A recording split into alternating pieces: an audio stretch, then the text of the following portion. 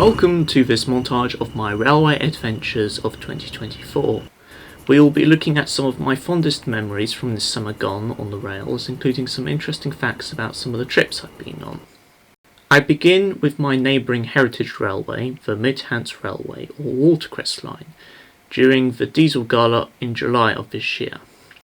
We started the day by being pulled by the Class 20 D8188 diesel locomotive and 59104 Freightliner. As it says in its name, the Freightliner is not used to pulling railway carriages full of passengers. It did draw in a reasonable crowd of enthusiasts.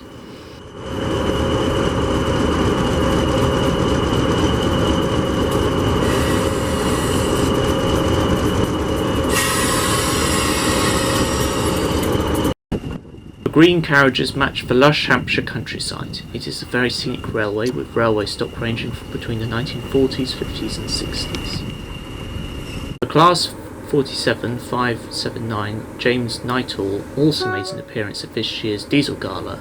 It was named after the fireman of the Soham rail disaster who died while preventing a serious ammunition explosion from killing more people.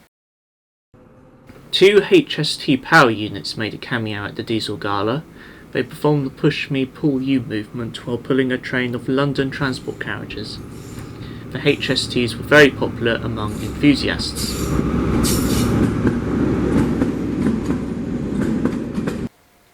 A trio of shunters took passengers for a ride in a pair of brake vans. These shunters were used for pulling railway stock and some are still used on the main line today. The first locomotive was a Class 11 and the other two are 08s. Special thanks to my dad and the driver of the Class 20 for letting me have a ride in the cab back into Alton. It was an exciting experience to be riding in my favourite diesel locomotive. You do get fantastic views from the cab.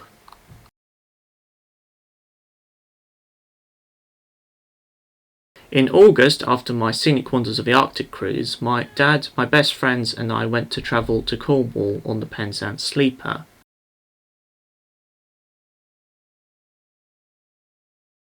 We also got to visit the first class lounge in Paddington Station in London.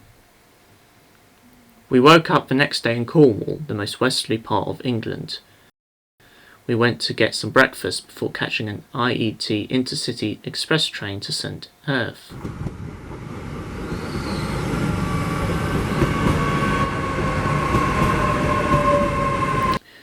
The branch lines in Cornwall and Devon provide transport for holidaymakers from other parts of the UK. Seasides are popular holiday destinations for the British public. The Loo Valley Line is an 8 3/4 mile long branch line that travels from Liskeard to Loo.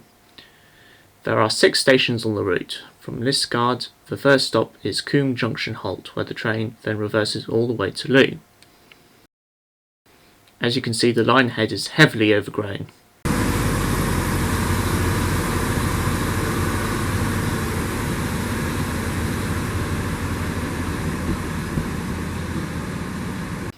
Even the track that is under use has lots of vegetation growing from beneath the ballast. In good time, the train came back to Coombe Junction Halt to pick us up.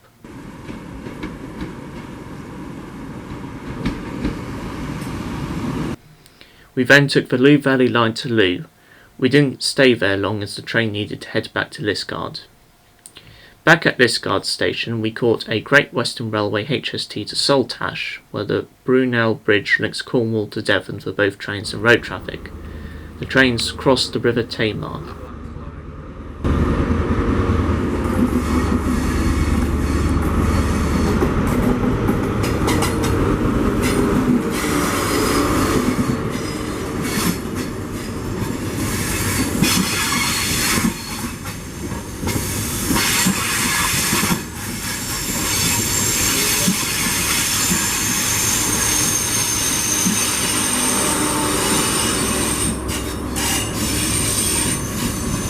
Exeter to Plymouth Line, or South Devon Main Line, is another popular rail route for holidaymakers, with stunning views of the English countryside and coastline.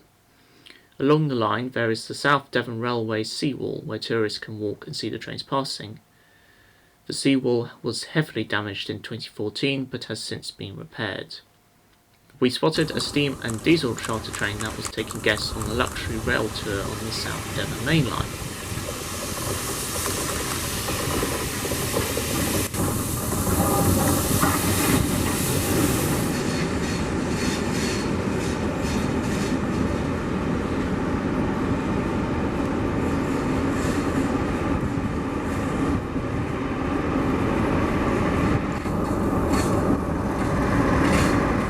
The Dartmouth Steam Railway and Riverboat Company is a heritage railway that runs from Payton to Kingswear. It is 6.7 miles long and has 5 stations. Our steam locomotive pulling our train was the Great Western Railway 7800 class number 7827 Lidham Manor. The line travels along the sea coast until soon enough we make it to the harbour at Kingswear.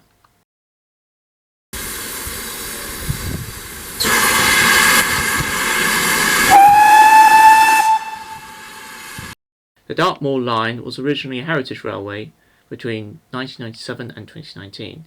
It closed during the COVID-19 pandemic and was then reopened by National Rail to timetabled passenger services from July 2021. It is the first heritage railway in Britain to be reused for operational passenger use. Deep in the countryside, the train brushes past overgrown vegetation before slowly making its way into Okehampton railway station in its beautiful green paintwork. Only platform 3 is operational at Okehampton. The station is stuck in time and it is satisfying that Okehampton is back to operational use. The Targa line links Exeter St David's to Barnstaple. It has 13 stops and is 39 miles long. The Targa line is named after the popular book character Targa the Otter by Henry Williamson. Barnstaple used to be a thriving railway hub with 5 different lines. Now it's just the one. The Eccelsbourne Valley Railway is located in Wixworth and is 9 miles long. It has 5 stations. You can see an old London tube carriage in the distance. Seeing the steam from this tank engine is very atmospheric.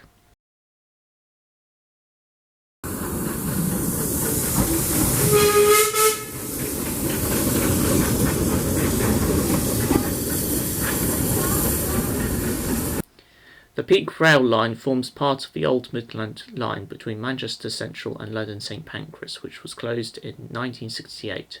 It runs for about 4 miles between Rossley and Matlock, where there's a national rail connection.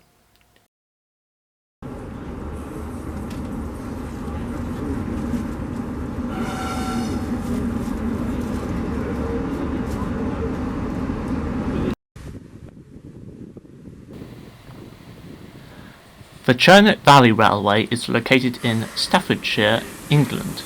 The line is roughly 10.5 miles long and runs from Kingsley and Froghall to Ipstones. The 6068 is an American-designed locomotive built in Philadelphia, Pennsylvania in 1946 at the Baldwin Locomotive Works.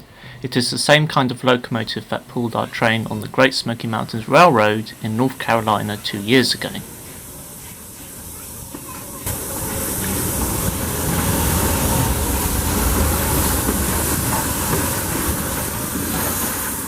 Thanks for watching my collection of railway adventures of 2024. If you enjoyed the video, please subscribe and hit the like button.